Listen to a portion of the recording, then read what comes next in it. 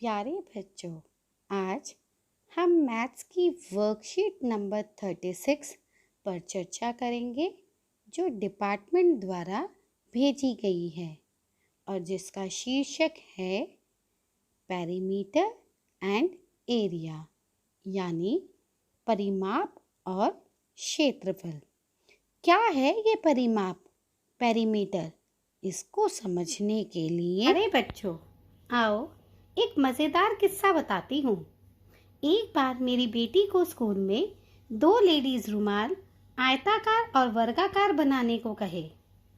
Cutting, तुरपाई और कढ़ाई के बाद जब लेस लगाने की बारी आई तो उसने मुझे 2 अलग-अलग डिजाइन की लेस के बड़े रोल लाने को कहा। मैंने कहा, इन 2 छोटे रुमालों में इतने सारे लेस की क्या जरूरत, और फिर उसे एक बड़े मजेदार तरीके से नापने का बताया। उसको मैंने एक धागे की रील दी और कहा, इस धागे को रुमाल के चारों किनारों पर लगाकर नापो।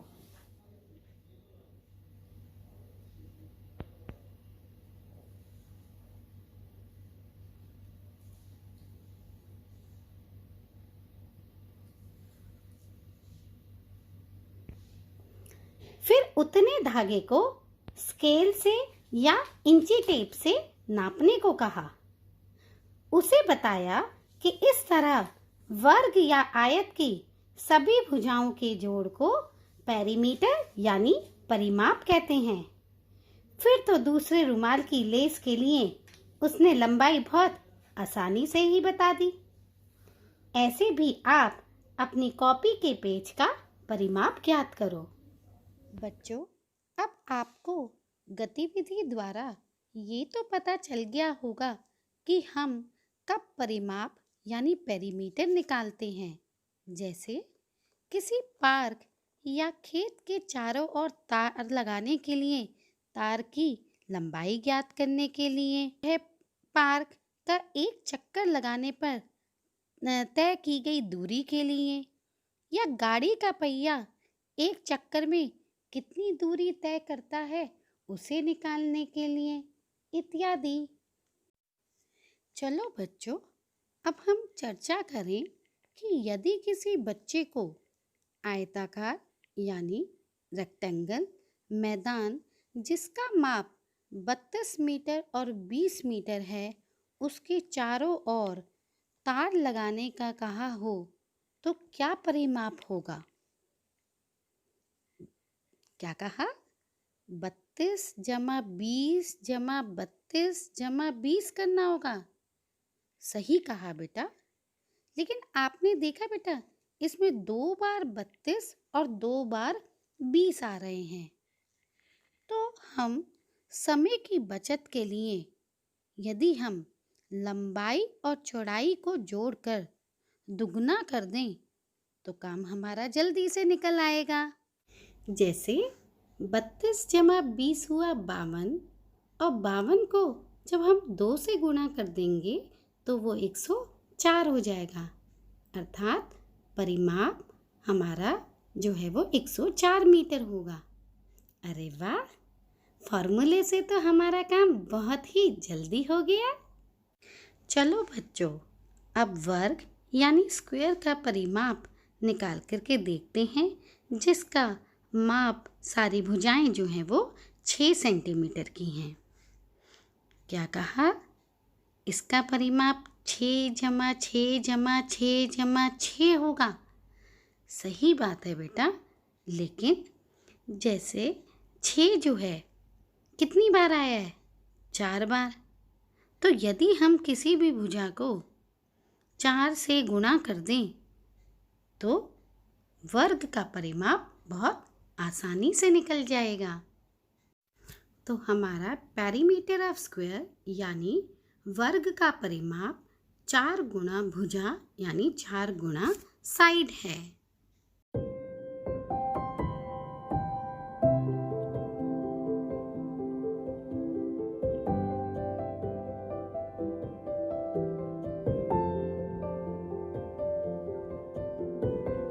प्यारे बच्चों, लूडो तो आप लोग सब घर में खेलते ही हैं।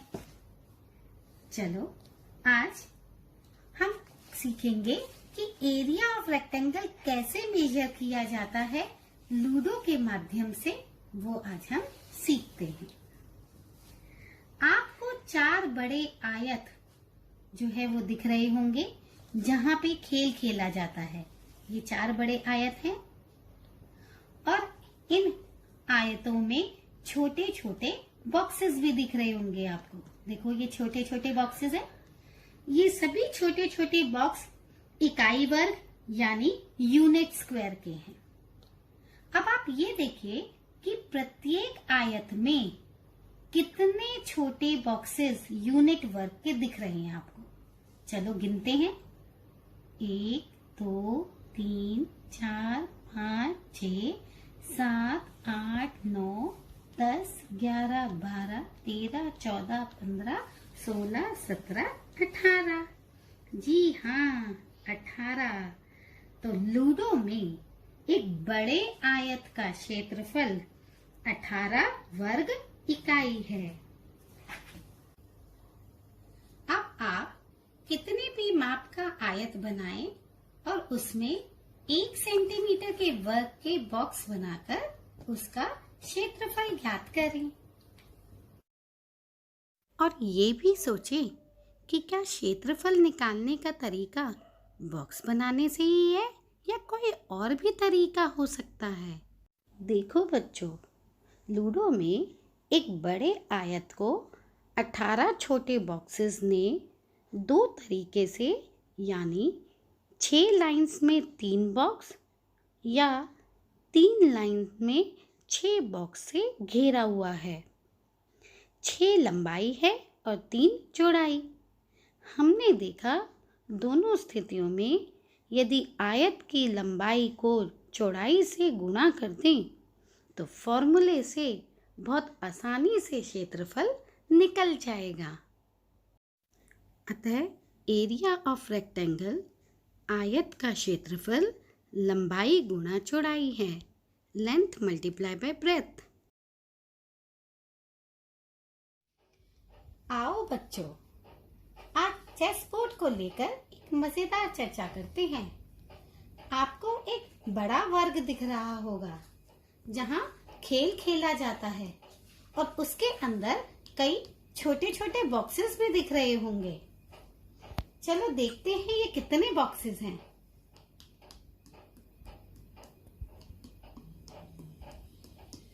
मुझे तो यहाँ 64 बॉक्सेस दिखे। क्या कहा? आपको भी? वाह! तो चेस बोर्ड में खेलने वाली जगह यानी वर्ग का क्षेत्रफल 64 वर्ग इकाई है। अब आप 4 सेंटीमीटर, 5 सेंटीमीटर, 6 सेंटीमीटर के 3 वर्ग बनाएं और इसमें 1 सेंटीमीटर वर्ग के बॉक्स बनाकर क्षेत्रफल ज्ञात करें। और ये भी ऑब्जर्व करें कि क्या किसी भी वर्ग का क्षेत्रफल बॉक्सेस बनाने से ही होगा या कोई अन्य विकल्प भी है। देखो बच्चों, इस चेस बोर्ड में जो वर्गाकार है, वर्ग को 64 छोटे 1 इकाई वर्ग वाले बॉक्सेस ने प्रत्येक लाइन में 8 बॉक्सेस से घेरा हुआ है। कुल लाइंस 8 हैं, अतः वर्ग की भुजा हो गई 8 और प्रत्येक लाइन में बॉक्स जो हैं वो भी 8 हैं। तो 8 गुणा 8 क्या हो गया? 64। अतः यदि हम वर्ग की भुजा को उसी से गुणा कर दें तो फॉर्मूले से वर्ग का क्षेत्रफल बहुत आसानी से निकल जाएगा।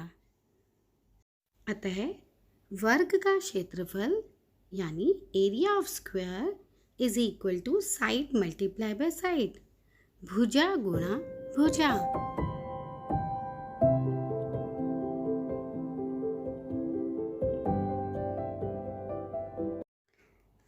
चलो बच्चों, अब जो है हम वर्कशीट देखते हैं। Area and perimeter.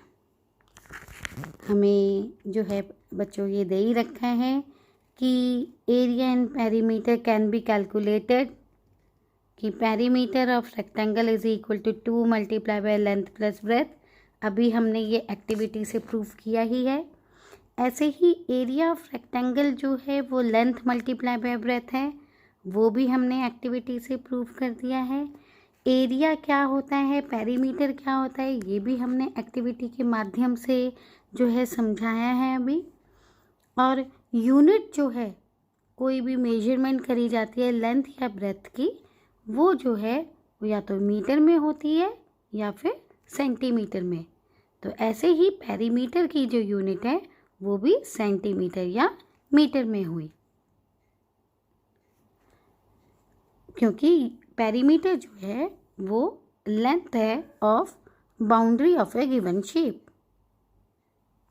कोई भी जो है शेप दे रखी होती है, उसकी जो है सारी भुजाओं का जोड़ होता है। अब वो सारी भुजाएं अगर मीटर सेंटीमीटर में होंगी तो पेरीमीटर की भी जो यूनिट आएगी वो किस में होगी, मीटर या सेंटीमीटर में।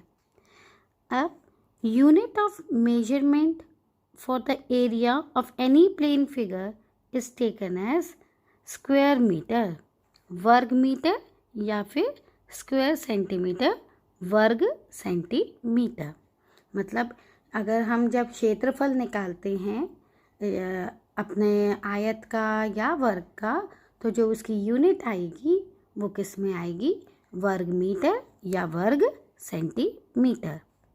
क्योंकि लेंथ और ब्रेथ जब सेंटीमीटर में होंगी तो सेंटीमीटर गुणा सेंटीमीटर हमारा क्या हो जाएगा, सेंटीमीटर स्क्वायर। और हमने ये भी अभी जो है एक्टिविटी से कर लिया है कि area of square is equal to side multiply by side, भुजा गुणा भुजा। अब बेटा ये जो है area of triangle is equal to half into base into height, हम इसे नेक्स्ट वीडियो में करेंगे। आशा है बच्चों आपको जो है एरिया और पेरीमीटर की एक्टिविटीज़ बहुत अच्छी लगी होंगी और समझ भी बहुत अच्छी तरीके से आया होगा। Thank you, bye bye.